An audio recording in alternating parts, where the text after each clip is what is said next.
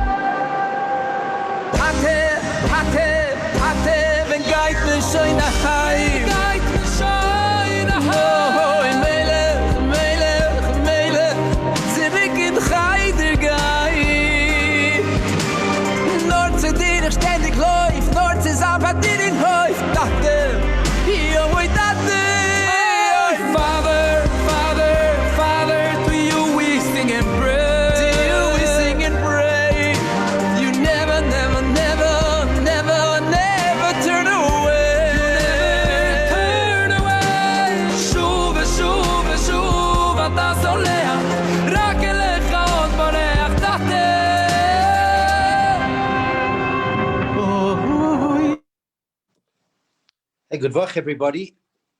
You'll all be blessed with a beautiful week. As you've heard me say week after week, the great merit in hearing a story of a tzaddik on Motzei Shabbos. It's a very special thing to hear a story of a Rebbe, of a tzaddik, and the person who tells the story is zeicher to many things, the people who hear the story is zeicher to many things, and to have Rabbi Carlebach, one of the world's best storytellers, one of the best teachers, share stories with us. I mean, his knowledge of history is just so amazing.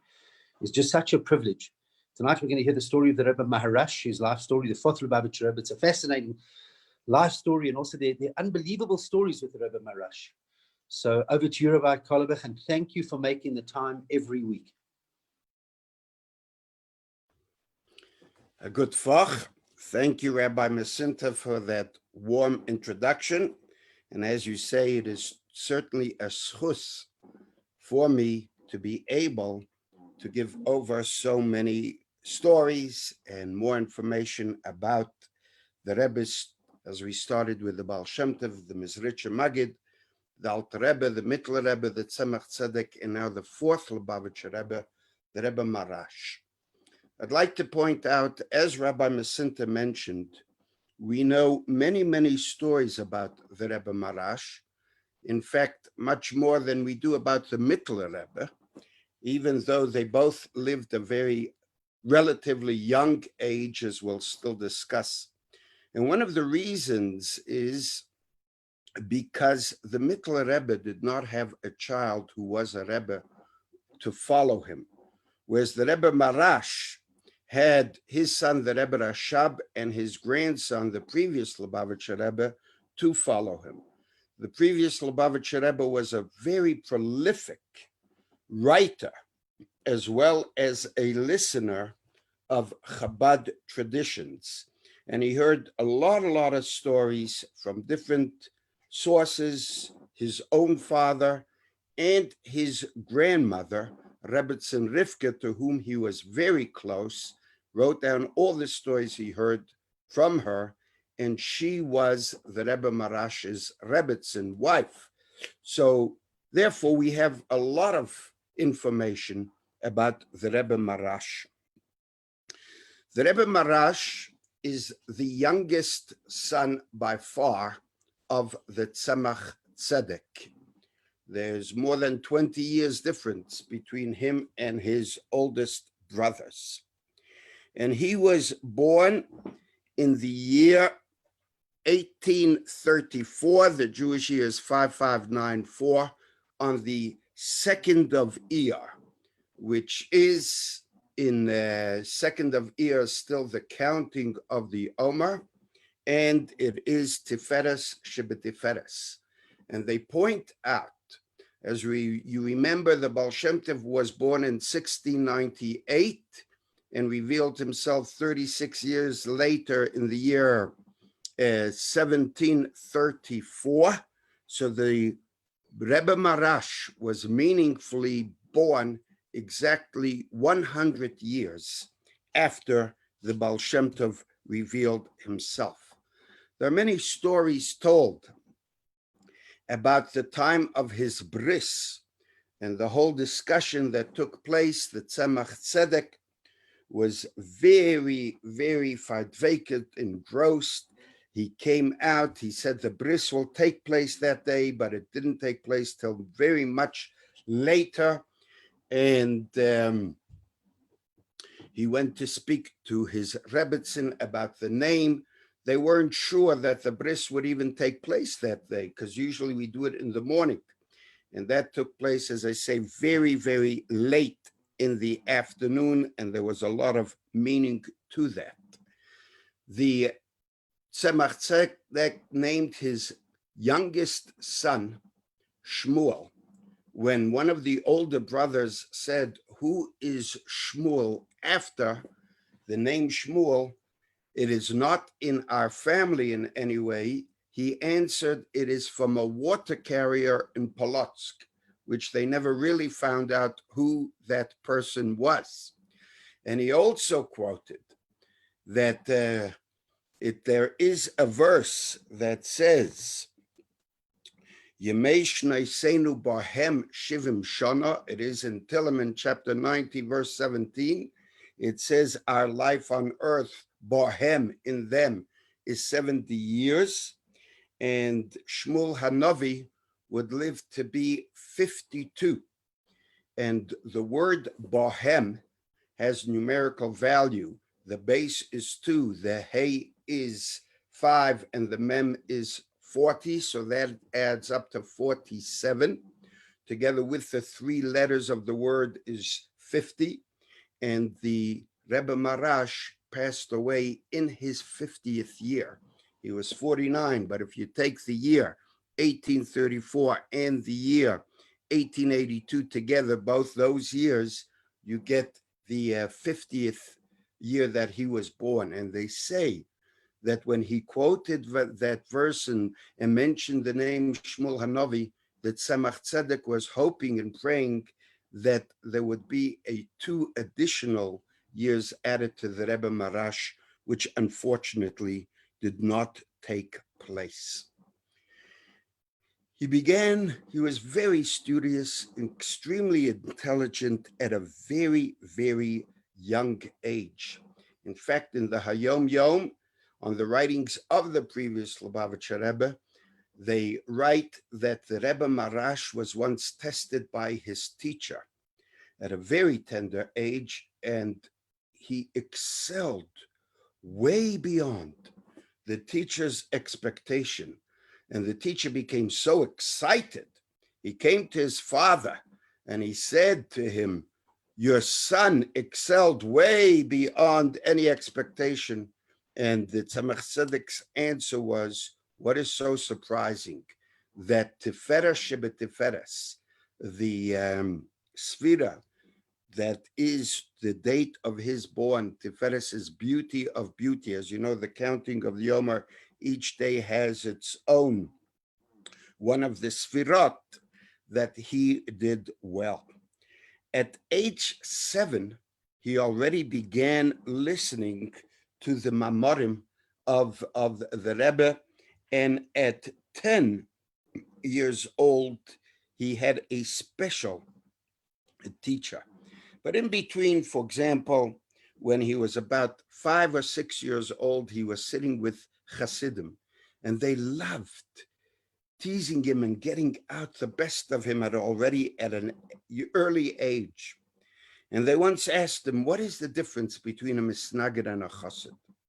And his answer at 5 or 6 years old was that a misnagid fears God and a chassid loves God. And the previous Rebbe explained that to mean that when you fear something, you remain indifferent to understanding that concept. But when you love something, you want to know more and more about it. And twice a week, his older brother would learn with him for 4 hours a day. And at 12, we know he already began learning Mishnais by heart. And he achieved a great deal in his learning at a very tender age.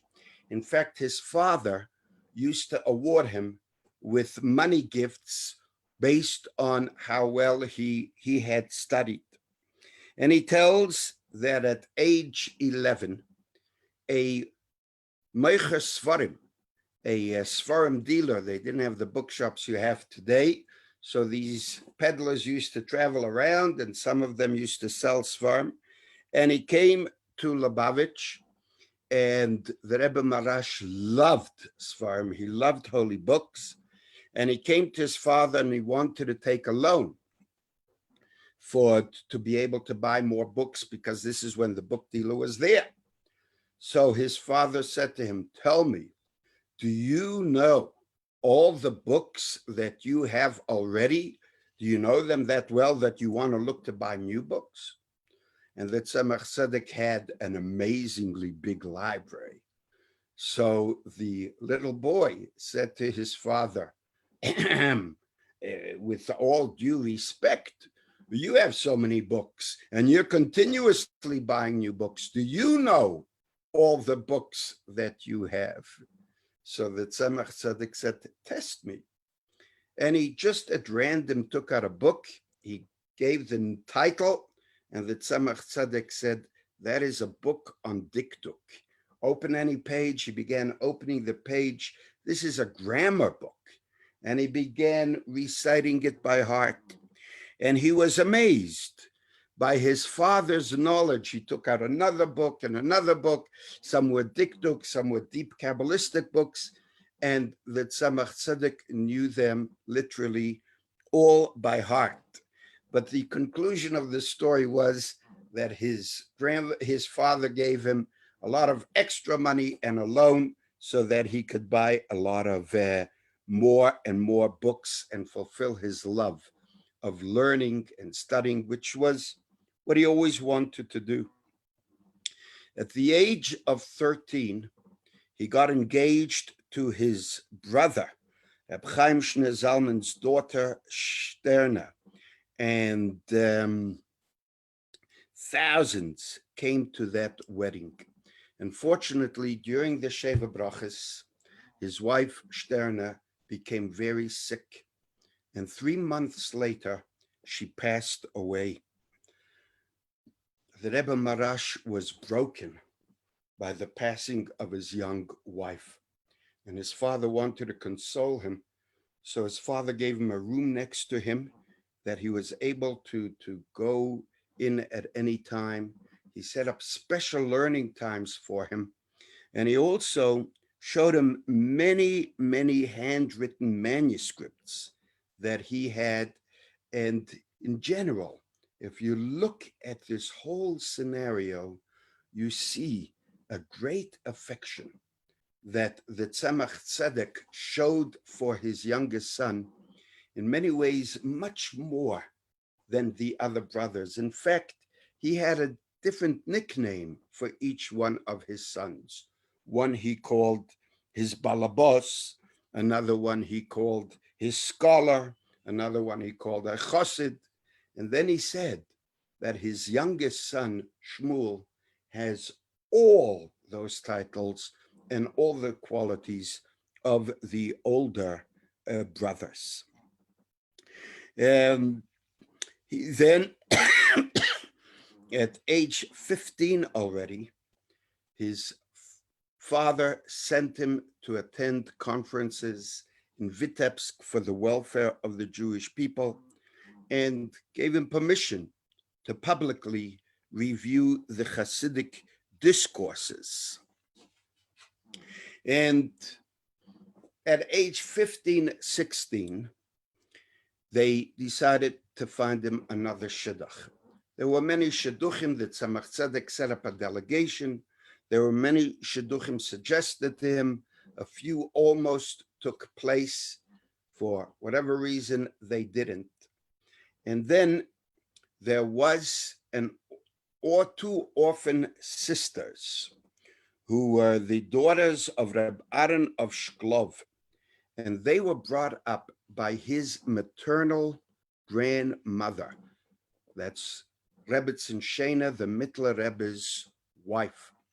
And these two daughters were actually related to the Rebbe Maharash, and through many stories, which I don't have time to go into all the details, it was decided actually that the Rebbe Maharash should get married to the younger daughter, the Rebbetzin Rivka, who, as I mentioned, was the Frierke Rebbe's beloved grandmother, and they had an unbelievable relationship.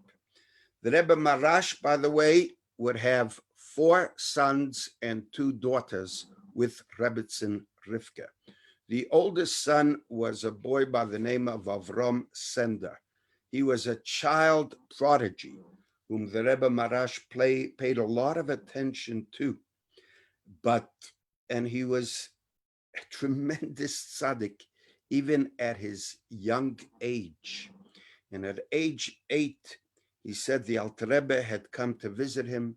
He dressed up in all his finery, began saying certain verses, and at the word Hashem Echad, at 8 years old, Rebbe Avram Sender passed away.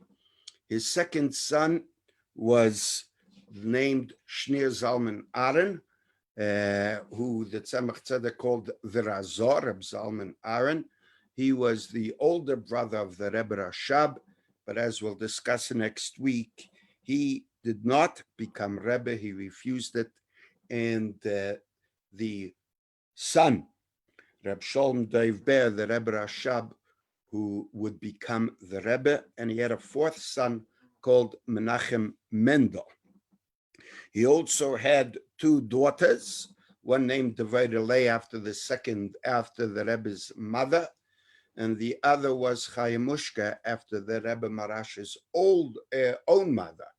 And she married Reb Moshe HaKohen Horenstein, whose son, interestingly enough, would marry Shena, that is the youngest daughter of the Frierke Rebbe, who's those two, Menachem Mendel Horenstein and Shena, would be killed in Treblinka in 1942. So at 17, he was doing a lot of learning with his father. He had many, many shiurim which no one knew about, and his father urged him to get smicha, which he did. And finally, in the year 1855, when he was 21, his father instructed him to get involved with many public services. Now, we have to appreciate that these years were extremely harrowing for the Jews in Eastern Europe. There were terrible pogroms.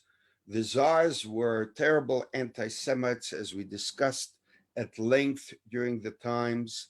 And we all know, in fact, that in 1880, the pogroms were so terrible, that's when the whole emigration from Russia started. From 1880 onwards, because of the pogroms, many, many Jews would leave. And the Rebbe Maharash, throughout being the Rebbe, and even before that, would be extremely involved with government officials, many times angering them and even being jailed by them for defending the Jews. But in 1858, he traveled to Italy and Germany and many other countries. Ostensibly, it was for his health, but in truth, it was to meet officials, to gain contacts with people out of Russia, and through them, he would later pressurize the Russian government, as I say, with many times with tremendous self-sacrifice, and would do everything in his power to avert many decrees. At that time, the Rebbe Maharash was always very hidden. People did not understand who he was. As our own Rebbe, when he traveled overseas, he didn't wear the Hasidic garb necessarily, the long coat, and he looked more like a businessman than a Torah scholar. One of the stories they tell is that there was One of the big Rebbes at that time was Reb Shalom Belz, the founder of the Belzer movement. And he was actually blind, Reb Sar Shalom Belz. And his custom Friday night was that he would go to his place at the shul. They would lead him to his place at the shul. And after davening, people would pass by. He had like a towel or a glove on his hand, and people would pass by, and he would give them shalom and give them a blessing. That night, Friday night, the Rebbe Maharash, before he was Rebbe, decided to go see how the Belzer Rebbe conducted himself on Friday night. And as I say, although the Belzer Rebbe was blind, there was a path made for him to go to where he would normally sit and daven. And this time, he didn't take the normal path. He went on a different route. Everyone, separated for him to walk, and he walked straight over to the Rebbe Maharash, and he said, "Von mir kannst du nicht behalten. A young man, from me you can't hide." And the Rebbe Maharash showed amazing genius. In fact, at one time, after he was Rebbe, they asked him to repeat a maimah that he had said 5 years before. And he thought for a few moments, and he was able to repeat it word by word. At one time, he saw his sons, the Razon and the Rashab, studying a very difficult Torah topic, and they were struggling with it. He walked over, looked at it, and he said, there's a very beautiful Rashi on this whole point. And he began repeating the whole topic and Rashi by heart, and then went into an astounding pilpul on that whole learning. And at the end of it, he said, it's been 28 years since I looked at that concept. He was also very fluent in languages, including obviously Russian, French, Latin, and others. He was very knowledgeable in science and in medicine. And unfortunately, he was also not a well person. But the previous Rebbe writes that no matter what pain he went through, you never saw it on his face. All you saw was a smiling person who always looked optimistic. He always looked happy. And the doctors ordered him that because he was so sickly, he needed to be involved with physical work and handicraft. And so he taught himself how to do many different things. And the family relate that he created, like a goldsmith, a candlestick that was as tall as a human being with 12, 13 branches. He also made tables out of mosaic and wood. And some of those tables, or one of those tables, was in the Rebbe's Yechidus room. He wrote Megillas for each one of his children. The Rebbe used to use his Megillah, and as we know, he did not necessarily have the word Hamelach on the top of each page, which many other Megillas did, and he also didn't have the 10 names of Haman on one page on its own. In fact, all the Chabad Megillas that you could get today follow the Rebbe Maharash. He wrote many different mezuzahs at the time as well. In 1866, on the 13th of Nisan, when he was about 32 years old, his father, the Tzemach Tzedek, passed away. It's interesting to note that the Tzemach Tzedek passed away on the 13th of Nisan, 2 days before Pesach. The Rebbe Maharash would pass away on the 13th of Tishrei, exactly 2 days before Sukkot. but obviously years later. And the Hasidim were debating as to which one of the sons to appoint as the next Rebbe. I remember hearing from Rabbi Alex Carlebach once the story of how the Rebbe Maharash was chosen. The truth is, if you look at the previous Rebbe's writings, there are many, many reasons and hints and explicit orders from the Tzemach Tzedek that they should appoint the Rebbe Maharash as the next Rebbe. But there was a chassid by the name of Reb Shmuel Barisavar, a very famous chassid of the Tzemach Tzedek and later the Rebbe Maharash, and he was asked, why did you head and why were you so forceful with the delegation to appoint the Rebbe Maharash as the fourth leader of Lubavitch? And this is the answer that he gave. Everybody knew the holiness and the spirituality and the greatness of the Tzemach Tzedek's other sons. As I say, the Rebbe Maharash, the youngest one, was very hidden. People did not know how great he was. And Reb Shmuel tells that one time the Tzemach Tzedek delivered a mimer that was very deep and based on Kabbalistic writings, and he had many questions on the mimer that he couldn't answer. So, after hearing the mimer and having all these difficult questions, he decided to go to the Tzemach Tzedek's children, who are obviously there and great Torah scholars, and ask them the interpretation of the mimer. And he went to each of the sons, and they tried their best to give them the explanation, but at the end of the day, none of the explanations were satisfactory, and they couldn't work it out. It was already late at night. He had asked 6 of the Tzemach Tzedek sons. He didn't have his answer, and he decided to go home.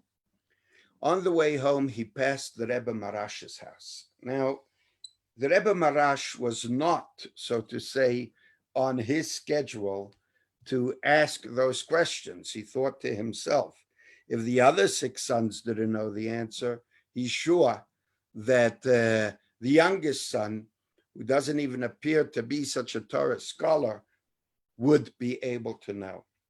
But as he approached that house, he noticed a light on in the living room. And he peered through the window and he saw that book, that famous Kabbalistic book.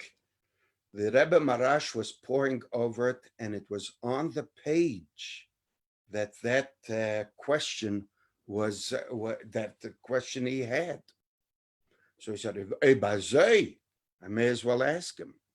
So he knocked on the door of the Rebbe Maharash's house, even though it was late at night, but the light was on.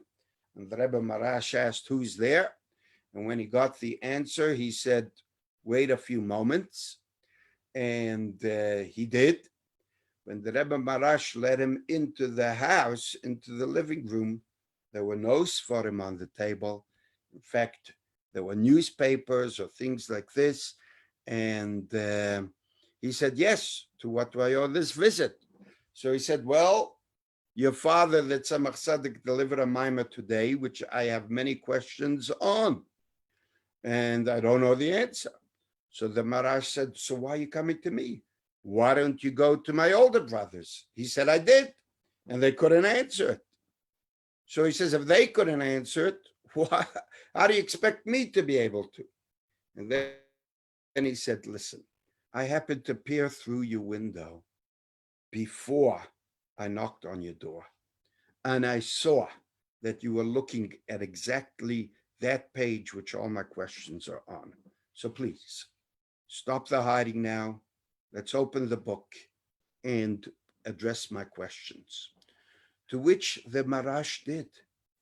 And he said the explanations that the Rebbe Maharash gave and the answers that he gave were so insightful and so exact what he needed that he got a total different respect.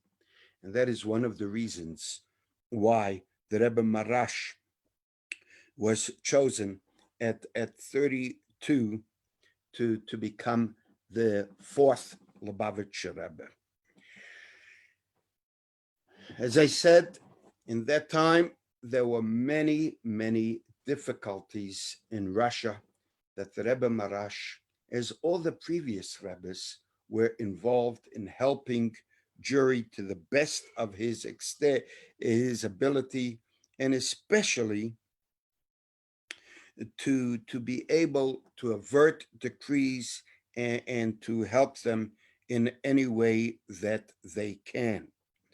And the period 1866 to when the Rebbe Maharash passed away, 1882, was amongst the most difficult, stormiest time in Jewish history. One of the stories that the previous Rebbe tells is that in 1880 he had to meet delegations, the Minister of Interior. He had many contacts, and he asked, what should he do? And he was told to get as many of the Jewish heads as possible. Amongst them were people, what we call the maskilim. These are people of enlightenment who caused much harm to the frum Jews. In Russia, the Tzemach Tzedek, as we know, had a lot, as I mentioned last week, had to contend with them in many, many ways. And so did the Rebbe Maharash. They tried to translate Sfarim into the German language through the government. And he was told that he would have to meet with them so that they can all together, all Jews together, would bring a delegation to the Russian government. And so he called them to his hotel room, and he basically asked for their help. And one of the Maskilim leaders said, Rebbe, what do you think? We are pawns? When you need us, you call us and you ask for our help, and otherwise you just ignore us and fight against us. No, it's not going to work that way. Either we all work together on all items, or I'm not ready to cooperate with you. So the Rebbe Maharash told him the following. There's a very famous line in the Megillah where the story of Purim, as we all know, that Achashverosh married Esther, and he and Haman made this very terrible decree against the Jewish people. And Mordechai comes to appeal to Esther to try and get her to go before the king and appeal before him. So Esther answers, I'm afraid, because if you go before the king unannounced, then you're going to die, and the king hasn't called me. So Mordechai answers as follows. If you look at the Megillah, Revach v'atzolo yamad la Yehudim mimakom achar. If you decide not to go, salvation will befall the Jewish people from another place. V'at ubeisovich tovedum. You and your father's house will perish. So he asked, why should they perish? What does it mean they'll perish? After all, he is from their father's house as well. He was a cousin to Esther. And he answered, that's not, Tovedum here doesn't mean perish. What it means is we'll lose out. And what he said is as follows, that whenever we are asked to help, we should realize, Revach v'atzol yamed la Yehudim, God is going to help no matter what. But we have the opportunity of being God's messengers to help. And that's what Mordechai was telling to Esther. The Jewish people will be saved, but if you choose to be the agent and the messenger, you will get the schus, the merit. And that's what the Rebbe Maharash said to them, that right now you are needed. You're not needed because the Jews can't be saved without it. God will save the Jews whether we do it or not together. But here you have the opportunity. There's another famous story told of the Rebbe Maharash, how involved he was in getting people involved with Yiddishkeit and the sacrifices he made. And the story is told that once he traveled to Paris, accompanied by his Gaboim, Reb Levik and Reb Pinchas Leib. And Reb Moshe Monison, who was a very wealthy man, by the way, and Rabbi Yeshua Berlin also came to Paris at the same time. And they asked him, where are you going to stay? And he said, the Alexander Hotel, which was more than 5-star hotel at that time, a very expensive hotel. And then he continued to his gabbai, and he said, you're a shmendrik. You don't know French. I will speak to them. And he went to the concierge and he asked them that they give him a best suite with several rooms. They said it was available, but would cost 200 francs, which was an exorbitant amount of money. He said, no, he wants even a better suite on the same floor as the actual casino. In those days, as you'll see in the course of the story, there were no elevators. So depending if you are on the same floor as the casino, that was the most expensive place of all. And so they said, yes, we can give it to you, but it'll cost a lot more, which he agreed, and he took a 3-room suite. But because of the expense, the other two Hasidim, Rabbi Yeshai Berlin and Rabbi Moshe Monison, they stayed in a different hotel altogether. And several hours later, the Rebbe Maharash went into the casino where the gambling was going on. He sat down next to a young man who was playing cards and occasionally sipping wine from his glass. The Rebbe put his hand on the young man's shoulder and he said to him, Junger Mann, young man, it is forbidden to drink Yayin Nesach, to drink this treif wine, idolatrous wine. And he said, Yayin Nesach constricts the mind and the heart. You should rather behave like a Jew. Good night. And he returned to his room in a highly emotional state. His nephew, Rabbi Yeshai Berlin, said he had never seen his uncle's emotions so aroused. In fact, the previous Rebbe writes, as I told you, the hotel had no elevator. And if you wanted to get from floor to floor, there was a special chair by the steps. And you sat down in that chair, and these schleppers would come, run over, and would schlep you up from one floor to the other. And the Zayda was such, in the Rebbe Maharash, was in such an emotional agitation that he sat down in one of those chairs. The porters came over, lifted up the chair, and ordered to carry him, asked him which floor he wanted to go to. And he remembered he was staying on the same floor. He said, pardon, I made a mistake, and he went to his room. A few hours later, that same young man came and inquired, where can he find the person who had spoken to him earlier? He entered the Rebbe's suite, and he remained there for a long time. The next day, the Rebbe Maharash left that hotel.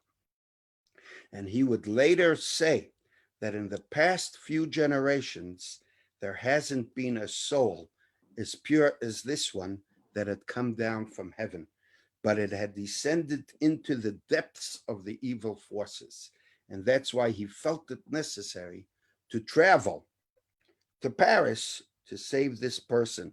And the previous Rebbe writes that that young man is the head of a very famous Hasidic family of France, a family of pious and religious people that the Rebbe Maharash had saved.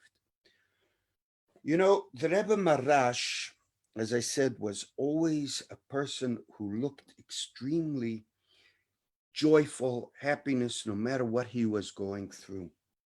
And the Rebbe relates that he was a person who on the outside served God with wealth. He had a regal carriage. Everything of his was extremely royal and very wealthy. In fact, the Tzemach Tzedek, when he was given a big gift, the Tzemach Tzedek lived very austere. He said, "That's not for me. Give it to my son. It is his avodah. He has to purify the wealth and the royalty of the world to make that serve Hashem." And amongst the other things that we know, I heard it once on a tape from the Rebbe Rebbe in the early years, from Arab, in the early years, that he said the Rebbe Maharash was also very worldly. In fact, he was quite a successful investor in the stock market that he did. The Rebbe Maharash, that one of the discussions that took place amongst the brothers after his passing, the Rebbe Maharash displayed an extremely broad knowledge of Torah, even in Nigla. And his brother said to him, "How did you get such a thorough knowledge of Torah? After all, you are still very young." And he replied, "You are older in your years. I am older in my father's years." And what that seems to mean is that if you base it on their own merits, the Marin was really older.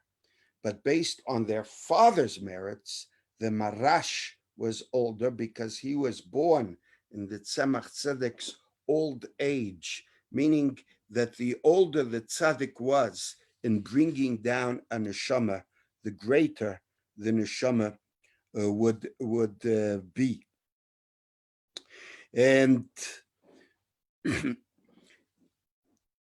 the Rebbe and Rivka divulged that the Rebbe Maharash would travel into the woods many times, and there he would actually have tremendous aliyas haneshama, tremendous holy thoughts, where even previous rebbes would come to him and reveal secrets.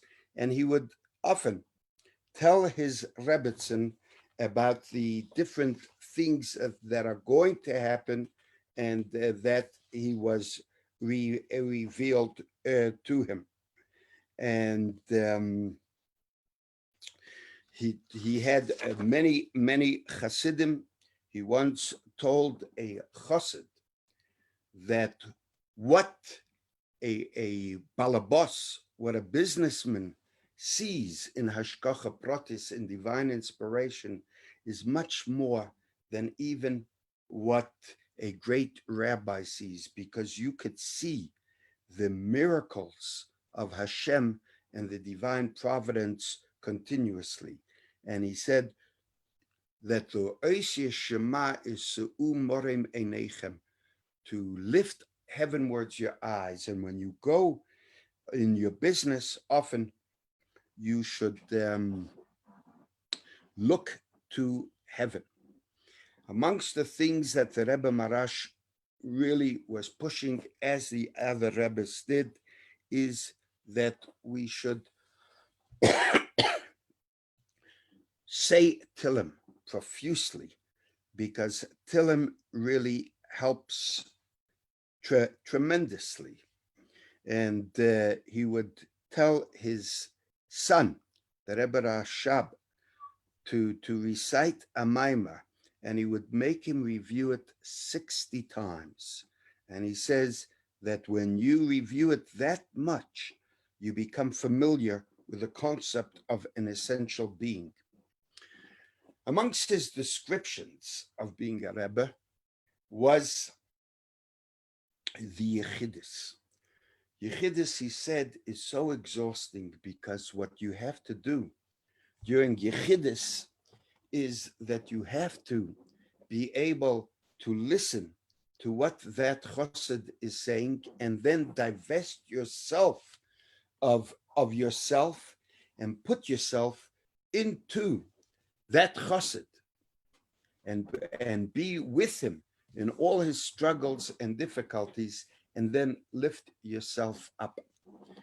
A story that I heard in Shmuel Sipurim was that, as I say, the Rebbe Maharash used to travel a lot into the forests, and some Hasidim basically gave his driver once a lot to drink, which many wagon drivers used to enjoy, and we're told, Nichnas yayin yotza soid, when the wine goes in, the secrets come out. And they asked the Rebbe, the wagon driver, what does the Rebbe do in the woods? And he said, you have a very strange Rebbe indeed, because he sits down under the trees and uncovers his chest. And there were a lot of red ants then. And he'd say, come. And they would bite him and cause him pain. And then after a while, he'd say, now go. And the minute he said go, they would all leave him. And then he would get dressed and carry on. He said, I can't understand why a person who has such power would inflict himself with such pain. Possibly it was to feel the pain of others. He would be Rebbe for 16 years. And in the year 1882, as I say, on the 13th of Tishrei, the Rebbe Maharash would pass away. He had many, many great Hasidim, and although the Mittler Rebbe was only Rebbe for 14 and a half years, the Rebbe Maharash was Rebbe for 16 years, but what he accomplished in those 16 years is truly beyond understandings. In fact, amongst the ways that he was able to stand up to government officials, it was that he got assurance that they would stop the waves of persecutions. There was such a considerable rise in anti-Semitism. But even though they assured him that anti-Semitic campaigns would stop, the pogroms broke out in 1880 in Kiev and in Nyezhin. And he had just returned from a visit abroad, and the sad news reached him. He set out for the Russian capital, and with the aid of Professor Bertensen, who is the court physician to the Tsar, he got an immediate audience with the Minister of Interior. Full of sorrow of the desperate situation, the Rebbe went so far as to reproach the minister for not keeping his word to suppress the anti-Semitic outbreaks. He made it clear that continued failure would create a very bad image of the Russian government amongst the highest circles in foreign countries. And the Rebbe Maharash mentioned that he had received letters from many personalities and bankers in other countries who had international influence. They wanted to know what attitude they were to take in view of the sad news concerning the plight of the Jews in Russia and what they could do to protect the lives and property of the Jewish population in Russia. The minister said, "And what was your reply?" To which the Rebbe said, "I have delayed my reply till I receive positive assurances in this matter from the Russian government." And the minister said, "Lubavitcher Rebbe, do you dare to intimidate the Russian government with threats of power of foreign capitalists? Are you threatening a revolution in this country?" And the Rebbe answered, "Your Excellency does not have to interpret my words as an attempt of intimidation. Regard them as a serious fact to be reckoned with. For this concern is shared by capitalists and great men, even of the non-Jewish world, who are shocked by such barbaric and inhumane outbreaks as have occurred here.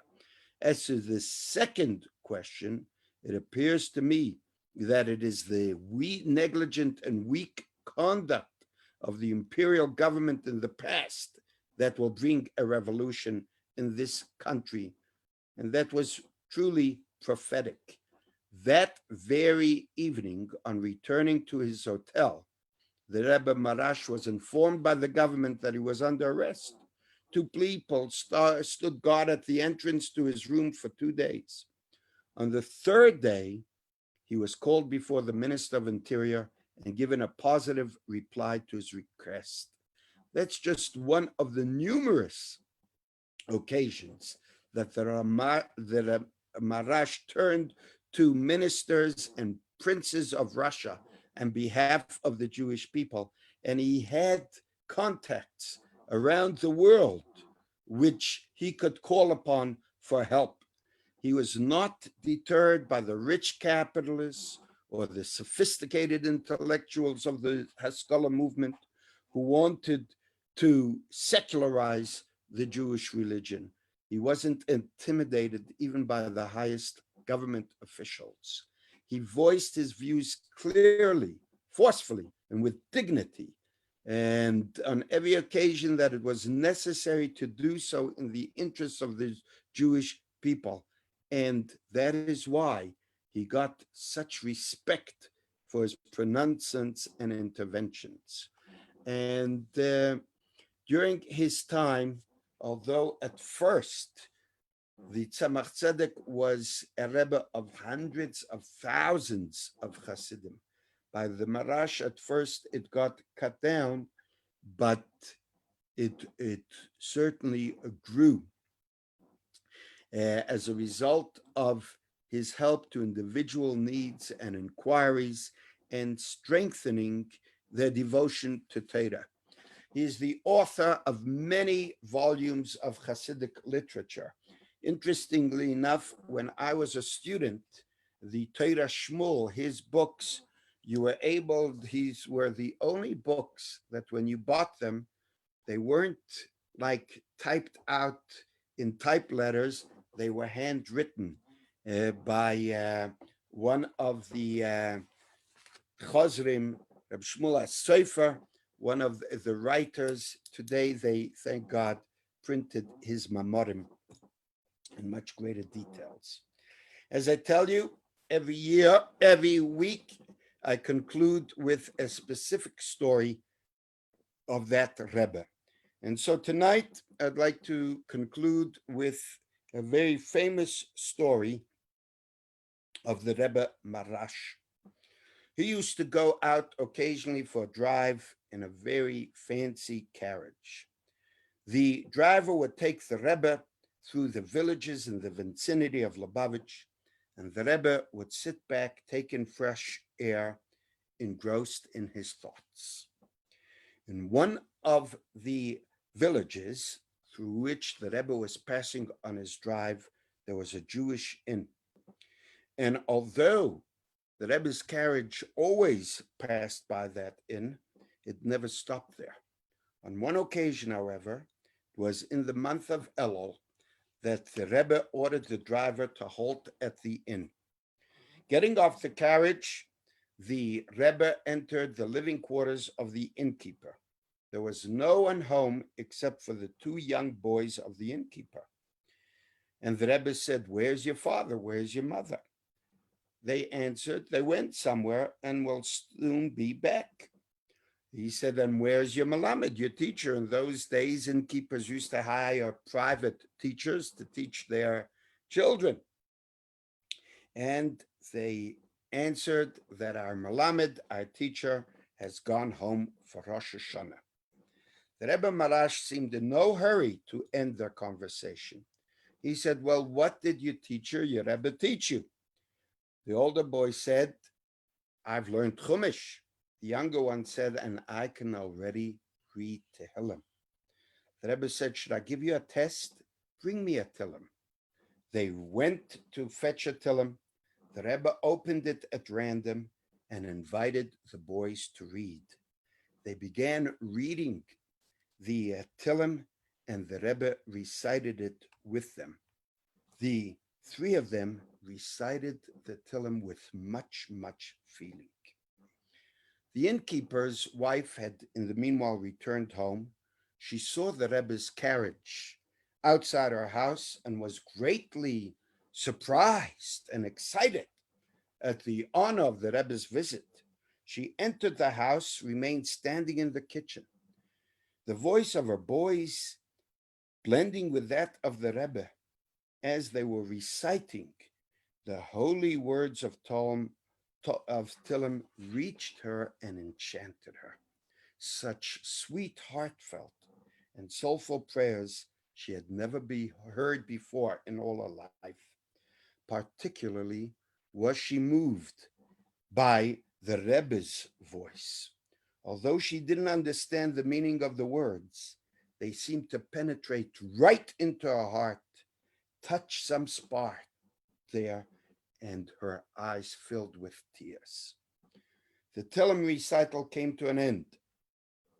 The Rebbe closed the little book and walked to the door.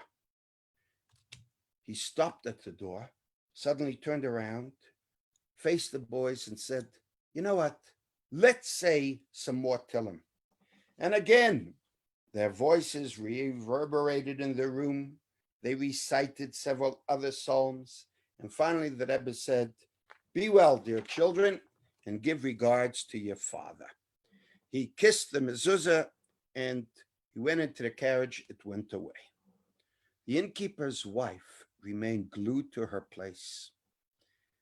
A premonition filled her heart. She felt very uneasy and anxious about her husband. He had left the house in the morning to collect some debts from some peasants in the neighboring village. He should have been home long ago. Evening came, and there was no sign of the innkeeper. The wife was filled with fear. Something must have happened to him. Sensing her anxiety, the children began to cry, "Daddy, where's Daddy? We want our father." Close to midnight, she heard a knocking on the door. "Who's there?" she cried out. Baruch Hashem, she was so relieved to recognize her husband calling. "Open up the door." She unbolted the door. The innkeeper fell in panting and fainted. The wife poured some cold water on his face, shook him up until he came to.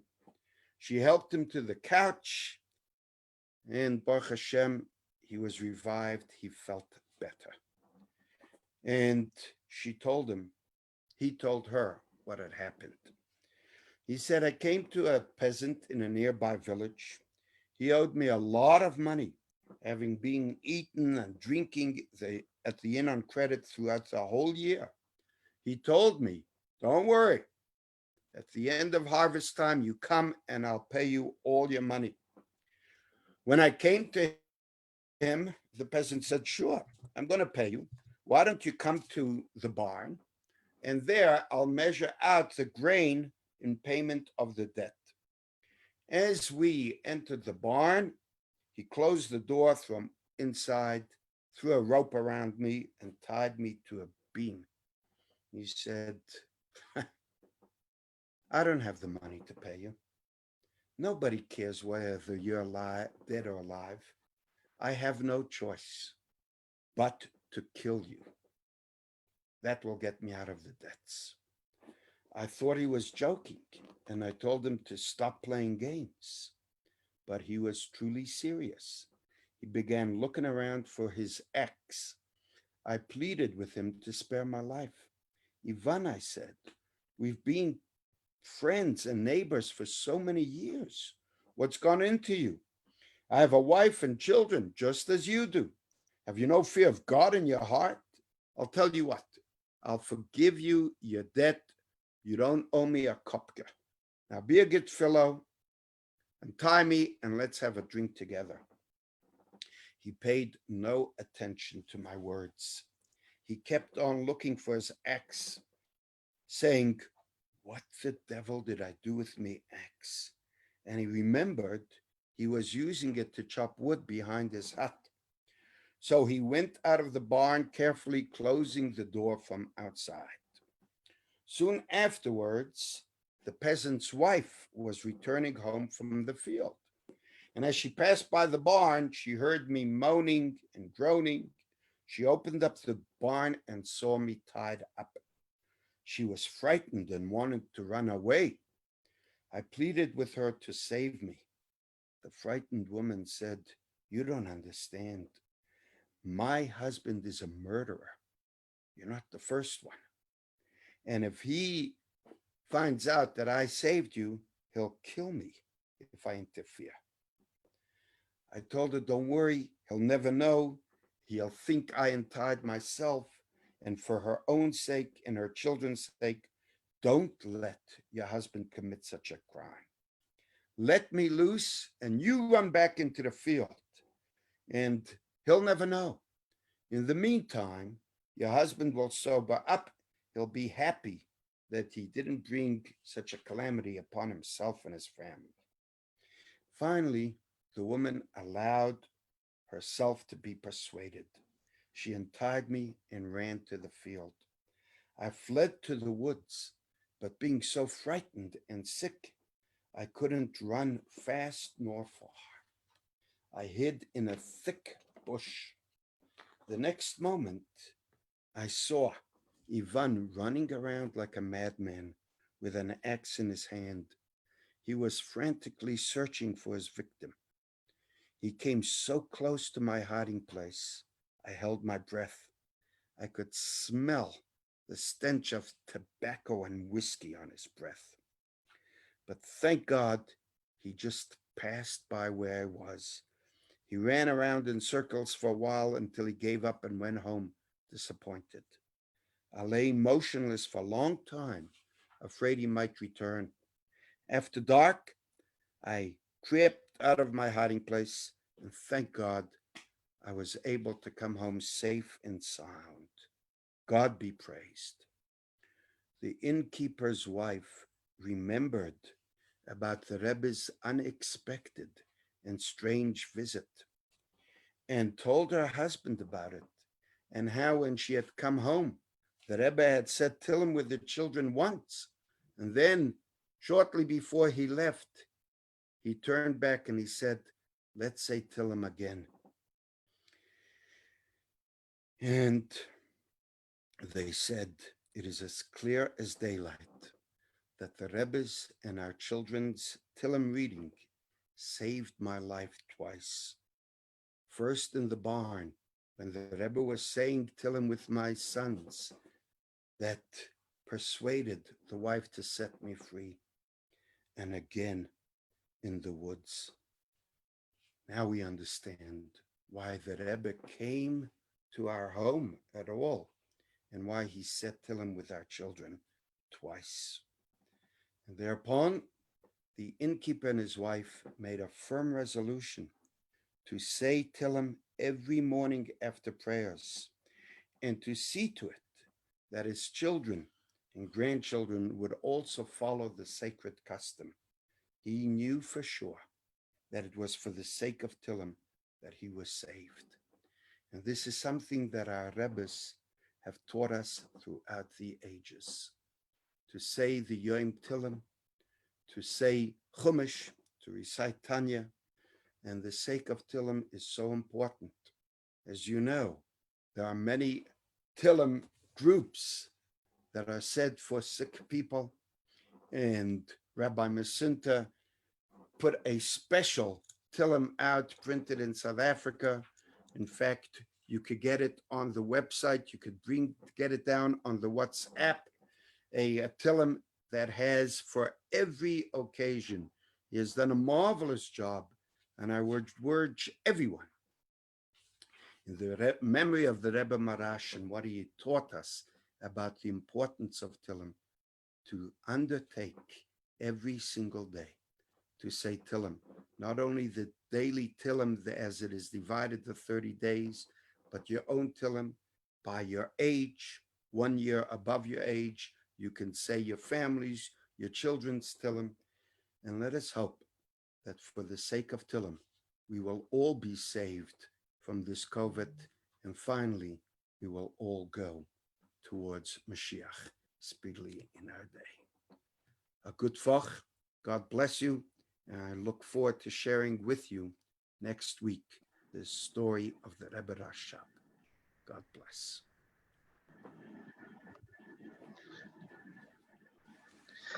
Good morning. Thank you, Rabbi Carlebach. It's truly a privilege to be able to hear stories of tzaddikim every single week, and this week's no exception. So thank you very much. It's a beautiful way to start the week. To everyone who zoomed in, thank you as well. Please join us tomorrow night as we travel to Cambodia, and we listen to Rabbi Benson Gutbutman and hear about the life of Cambodia, Jewish life in Cambodia, and have a great evening.